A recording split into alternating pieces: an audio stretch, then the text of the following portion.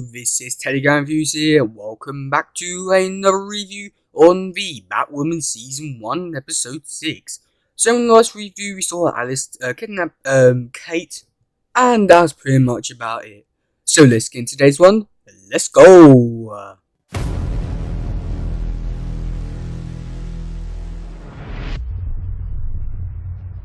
So we start off the episode with the executioner driving down a electrical cord and then kills someone. You will later find out that he's part of like a law order where he finds evidence out of nowhere and accidentally makes the wrong people go to prison.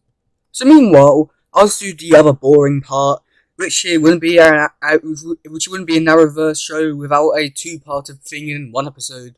So let's do the Alice part.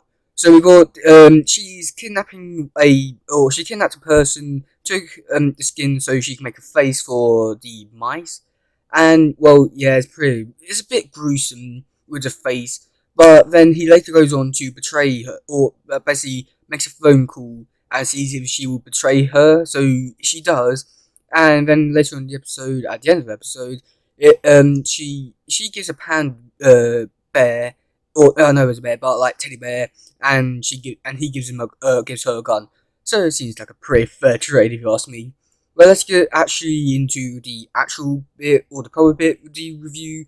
So it starts off with after the killing, a news reporter says that basically this executioner has killed a lot of other people, such as Jack Nipper, aka the Joker, which I was very surprised to hear about because normally these sort of shows that don't really have much of a good rate going off good comic book villains, and I'm very surprised I actually named the Joker.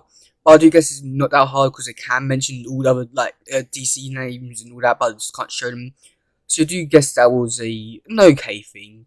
So they find out who the person is who's killed them, or who they think is killing them.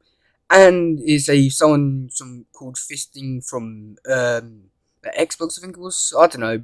But I went to jail for 20 years. Now he's returned, so they all think it's him. So when they go to his warehouse, they have these guns, which are supposed to like recreate the 3 stages of execution: the electrical chair, which happened to the lawyer; the gun, then the gas chamber, which I felt very uncomfortable hearing about that because. Yeah, World War II.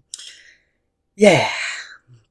So Sophie, I think that's her name, the Kate's ex-girlfriend, she got shot, and Kate took her back to Mary's hospital thing, and she does leave in the end. There isn't really much to this whole storyline, but basically the only reason why Kate is doing this is just because she wants to make sure that the police are with her, not against her. So she goes find the next part, which could be another kidnap item, which is the gas. So when she goes there, the police goes there as well, but it turns out that they actually got the wrong person. So the crows kidnap the fisting person. Meanwhile, Kate is on the way out, and she has a very uncomfortable talk with the guard, and it's a very funny scene. But yeah, she gets hit by a car, she didn't die, but I must admit, I hope she didn't, because this could be one of my favourite TV shows in a long time. I don't really see that much about these sort of shows, but yeah, I'm really enjoying this one. And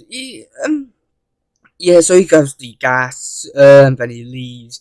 So then then Kate goes to find the gas, and inside the gas canister, it has a video about the executioner saying what he's done, how bad and why he's made him a bad person.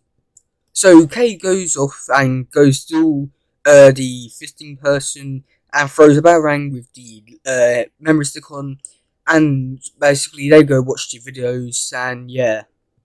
So by this, Luke was able to take a bit of the DNA fiber from the suit to make it so they could track where the car was from where she got hit. So Kate goes to find out where the person is, and turns out that he's going after the person who sends the person to jail. I don't really know what his name was called, but he asks to pay her, but she says that he will get protection for free if he goes to prison. So he goes to run, but then the executioner is there, and this is a very fun scene. So they have a big fight, and then Jake comes in and shoots him. They die, or he dies. Then the gas is released, so they could die, but they don't.